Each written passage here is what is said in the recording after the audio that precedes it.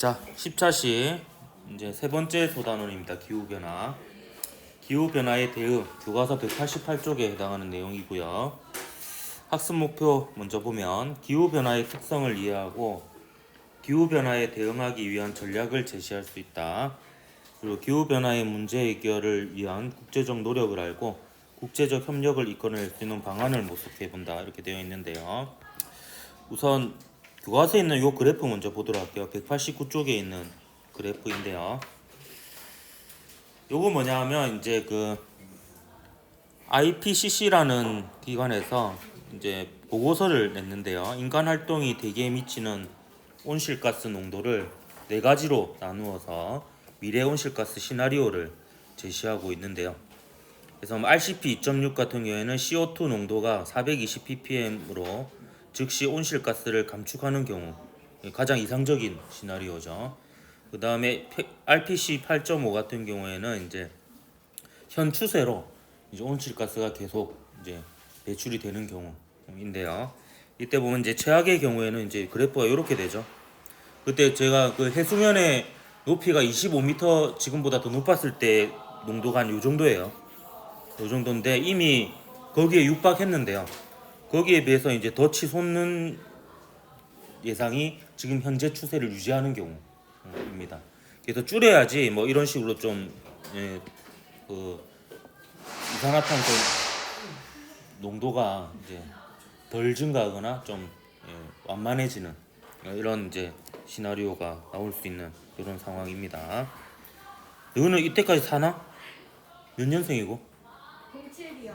그러면 이때 살아 있을 수도 있겠네. 2100년도에. 예. 그때 뭐 지구도 살아 있을란가 모르겠습니다.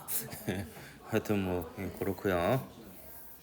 이러한 기후 변화의 특성을 보면 사실 우리가 과학적으로 분석하기는 하지만 예측이 굉장히 어렵다라는 부분이 있습니다. 왜냐하면 우리가 모든 그 자연 현상에 대한 자료를 얻을 수는 없거든요. 그래서 이제 자료를 확보하는데 좀 한계가 있고요. 그다음에 기후 현상에 대한 이해 부족이 있습니다. 이게 결국에 유체의 흐름에 의한 효과인데 이제 유체의 흐름은 예측하기가 굉장히 어려운 그런 부분이 있습니다. 그리고 여러 가지 변수가 복합적으로 이제 작용해서 나타나는 게 기후 변화이기 때문에 그 복잡성 때문에 예측하기가 굉장히 어렵다 이렇게 볼 수가 있겠고요. 근데 이 중에서 명확한 게 이제 변하고 있다라고 우리가 확실하고 있는 부분이 뭐냐면 이 대기 중에 이산화탄소 농도가 증가하고 있다라는 것. 이거는 이제 늘 측정을 하고 있으니까요. 이거는 거의 명백하게 증가하고 있다는 걸 알고 있고요. 그 다음에 빙하 면적이 계속해서 감소하고 있다는 거. 요거는 지금 확인된 확실한 변화이다. 이렇게 볼 수가 있습니다.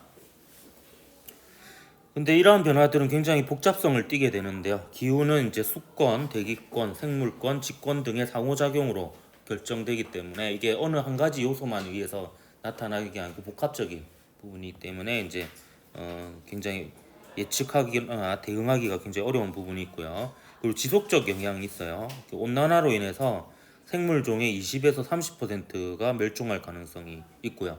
생물이 일단 멸종하게 되면 복구는 거의 불가능하다라고 볼 수가 있습니다. 그리고 온실가스 자체가 이미 배출된 온실가스는 관성이 있어요. 그래서 지금 현재 기후 변화는 2, 30년 전에 배출된 온실가스에 의한 것이라고 하거든요. 근데 그때에 비해서 지금 배출되는 게 훨씬 많아요. 그래서 앞으로 2, 3년, 10년 뒤에는 어떤 극심한 변화가 일어날지 사실 그 조금 무서운 부분이다라고 볼 수가 있는데요. 그 현재 배출을 당장 멈춘다 하더라도 이미 배출된 온실가스로 인해서 지구 온난화와 해수면 상승은 수세기 동안 수세기라는 건 이제 수백 년이죠. 수백 년 동안 지속될 것이 명확합니다. 그래서 지금 이제 기후 변화 같은 경우에는 이제 온실가스를 줄이는 것도 중요하지만 이미 사실 벌어진 현상이기 때문에 거기에 적응하는 것도 좀 필요한 현실적으로 그러한 상황이다 이렇게 볼 수 있습니다. 그래서 기후 변화에 대응하는 방법 중에 하나가 기후 변화 완화가 있습니다. 기후 변화 완화는 뭐냐면 그 온난화의 심각한 결과를 피하기 위해서 전체적으로 온실가스 배출을 줄이는 온사가 아니고 온실가스 배출을 줄여서 지구 온난화를 조금이나마 이제 더디게 하자는 게 온실 기후 변화 완화의 목표다 이렇게 볼 수가 있습니다. 크게 보면 이제 두 가지 접근이 있는데요. 하나는 이제 온실가스 배출 자체를 줄이는 방법입니다. 구체적인 방안으로 이제 화석 연료의 사용을 줄이는 게 있겠고요. 그다음에 에너지 효율 자체를 증가해서 그러니까 에너지를 쓰는 것 자체를 이제 줄이는. 그 대표적인 게 지금 공공기관에 있는 전등을 전부 다 LED 등으로 바꿨거든요.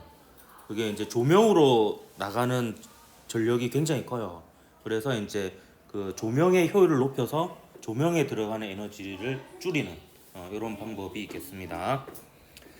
자, 그 다음에 이제 계속해서 재생에너지의 확대.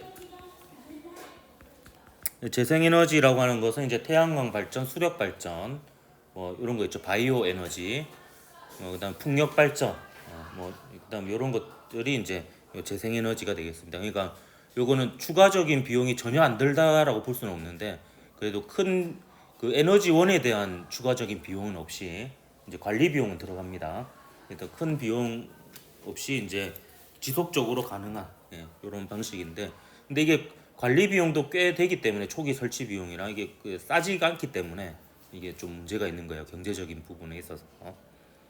그 태양광 발전은 이제 사실 또 환경 오염에 완전히 자유로울 수 없는 부분도 있긴 있어요. 이제 산림을 훼손해서 만드는 경우도 있고, 요 태양광 패널 자체가 영구적이지 않거든요. 그럼 뭐 결국엔 나중에 폐기를 해야 되는데 그 폐기 과정에서의 환경 문제도 좀 있긴 합니다.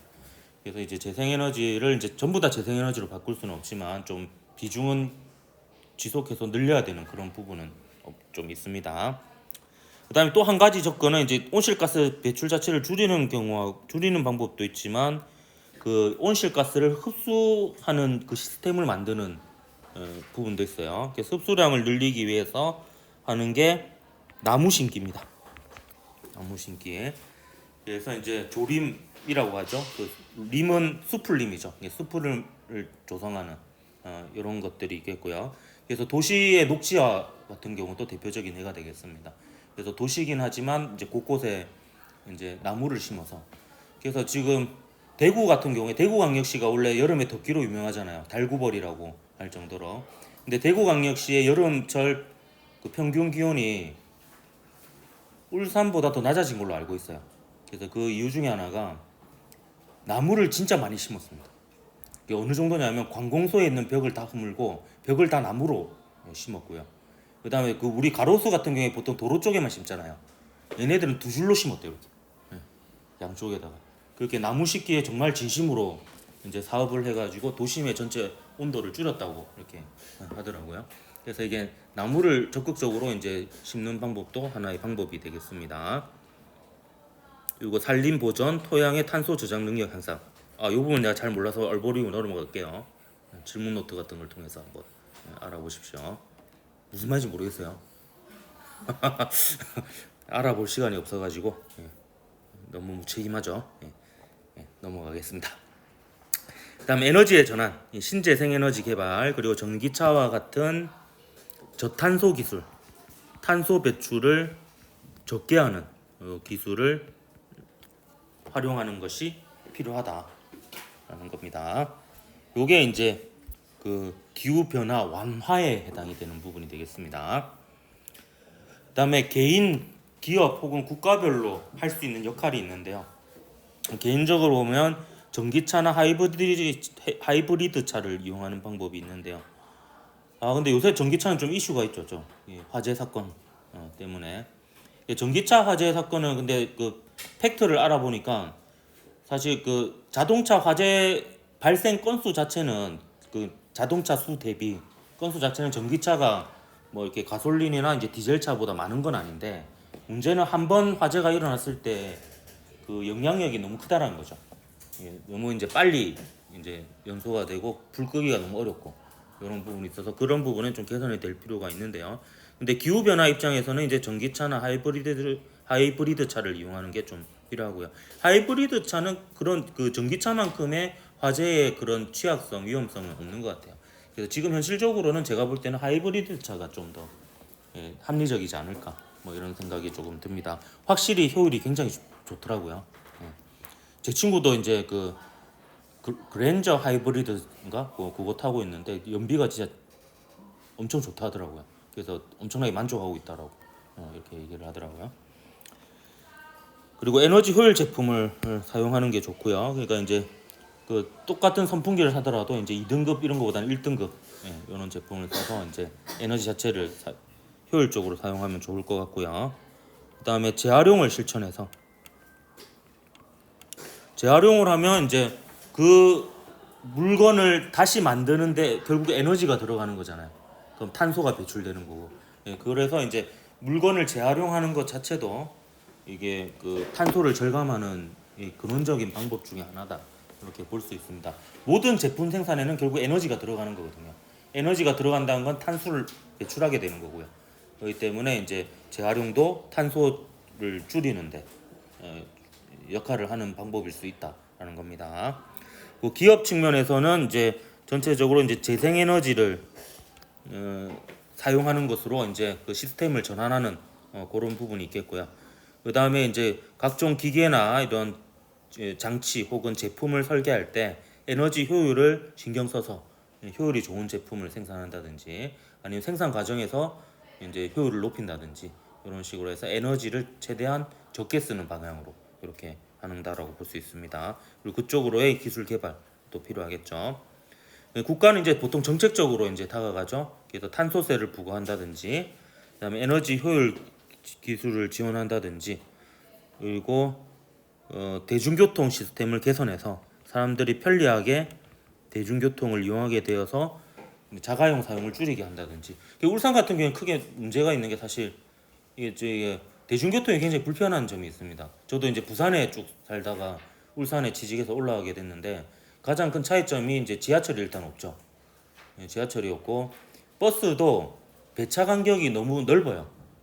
그래서 이제 뭐 성안동 사는 애들 같은 경우에는 차 한 번 놓치면 지각할 수밖에 없는 그런 구조를 하더라고요. 이게 배차 간격이 너무 넓어가지고 이제 그런 부분이 이제 근데 또 그런 부분을 개선하기 위해서 버스를 많이 배차하거나 지하철을 또 하기에는 또 너무 비용이 많이 들고 인구가 적다 보니까 그래서 그런 부분 좀 여러 가지로 이제 참 머리를 맞대고 개선해야 될 부분일 것 같습니다. 뭐 이런 정책이 있었다고 하면 있는지 모르겠는데 그린을 꺼내세요. 그래서 뭐 그린 카드 정책. 그래서 친환경 제품 구매 시 24% 포인트 적립, 대중교통 시 최대 20% 적립, 엄청 파워풀한데요. 그래서 전국 가맹점에서 0.8% 적립. 그다음에 뭐 공공시설 50% 할인. 이야 튀기네요. 진짜 있나? 뭐 그렇답니다. 그럼 이런 거 이제 할인되는 부분을 이제 세금으로 충당하겠죠. 뭐 그렇습니다. 자, 그다음 기후 변화에 적응이 있습니다. 사실 우리가 이제 어쩔 수 없이 기후 변화는 이미 오고 있고요. 오고 있는 게 아니고 지금 왔습니다 이미. 여러분이 피부로 느끼고 있고요. 그럼 이제 여기에 적응해야 되는 부분도 좀 있습니다. 그래서 적응의 필요성은 기후 변화는 불가피하므로 이제 어느 정도는 이제 적응해야 되는 이런 전략도 이제 병행해야 되는 그런 상황입니다. 그래서 수자원 관리 이제 물 부족 문제가 여기저기서 일어나고 있기 때문에 이제 일단 물을 절약해야 되겠고요. 그러니까 이제 사실 물 절약의 가장 좋은 방법은 자주 안 씻는 겁니다. 근데 이게 또 악순환이죠. 더워지니까 또 자주 씻게 되잖아요. 이게 좀 악순환인 것 같습니다.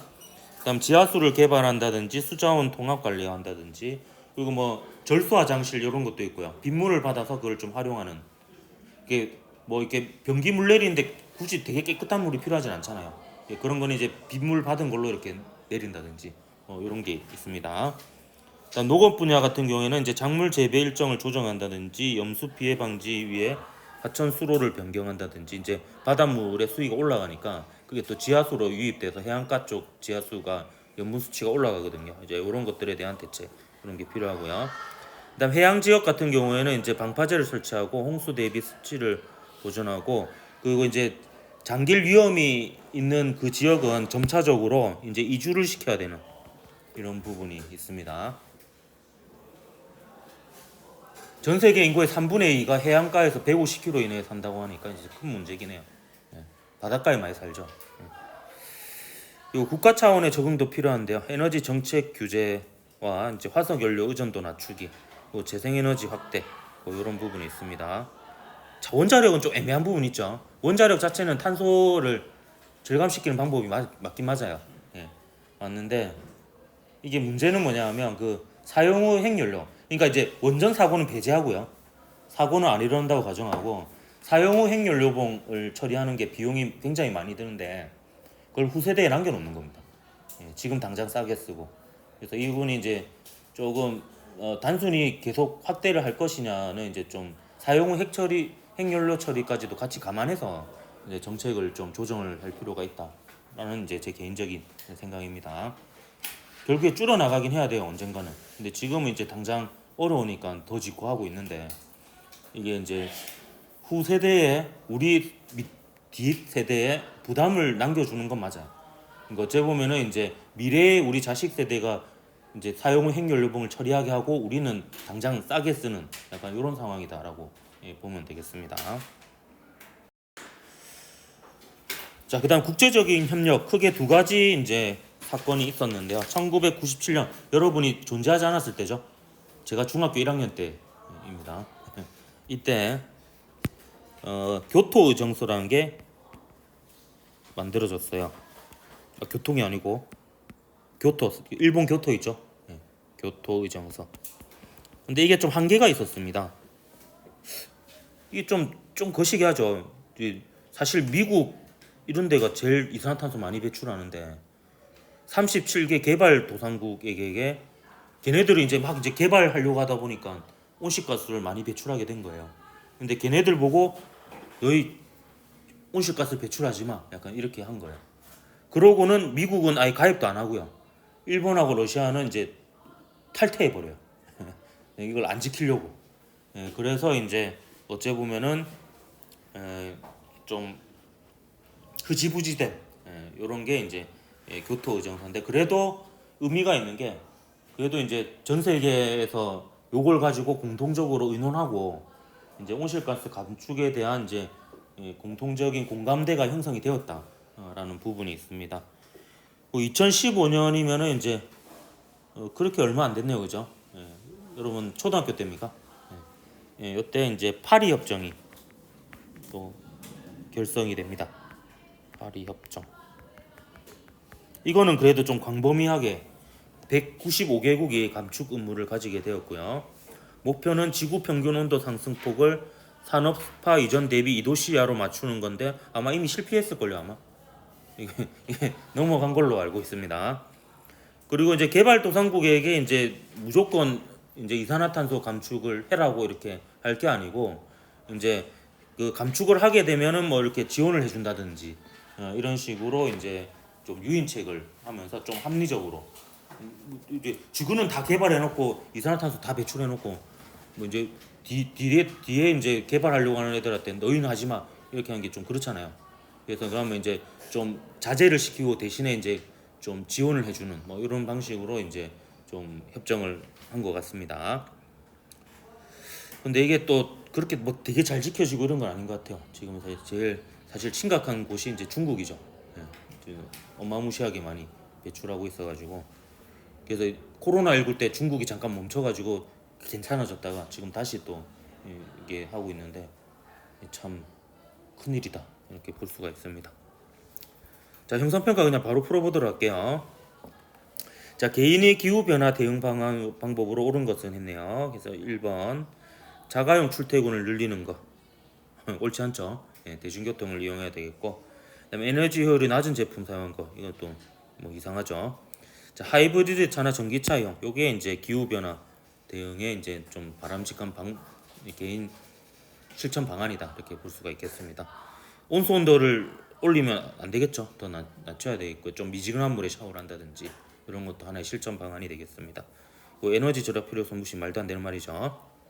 자, 2번 기후변화 적응 전략에 해당되는 것 화석 연료 사용 확대 당연히 안 되고요. 그다음 에너지 효율 개선 없이 산업화 추진 이것도 이상한 말이죠. 자, 수저항 관리 및 농작물 제재 방식 변경 이게 이제 적응하는 방식 중에 하나입니다. 이제 어차피 변한 건 어쩔 수 없고 좀 이제 어느 정도 이제 좀 모자라졌지만 수자원을 관리하고 농작물 재배 방식도 조금 물을 적게 사용하거나 에너지를 효율적으로 사용하는 방식으로 이렇게 바꾸는 것 이런 것들이 이제 적응 반영 되겠습니다. 기후 변화 무시해서는 안 되겠죠. 당연히 온실가스 배출량 증가해서는 안 되겠습니다. 자, 질문가 기후 변화 완화와 적응의 차이점. 자, 기후 변화 완화의 핵심은 온실가스 배출을 줄여서 지구 온난화를 늦추는 거예요. 요게 완화입니다. 완화. 그럼 적응은 뭐냐? 이미 진행 중인 기후 변화에 맞춰서 적응해 나가는 전략이에요. 요게 이제 적응입니다. 좀 방향이 다르죠? 예, 완화는 온실가스 배출을 줄이는 거고, 그래서 이제 그 지구 온난화를 좀 속도를 늦추자고 하는 게 완화고, 적응은 이미 기후 변화된 데에 적응하는 전략을 이제 세우는 게 이제 적응이 되겠습니다. 자, 교토의정서와 파리협정의 차이점. 이 교토의정서는 이제 1997년에 채택되어서 일부 개발국들만 온실가스 감축 의무를 가졌지만 파리협정은 2015년에 채택되어서 195개국 당사국 모두 감축 의무를 가짐으로써 좀 더 광범위한 국제 협력을 요구하게 되었다. 이렇게 볼 수가 있겠습니다. 자, 여기까지 하도록 할게요.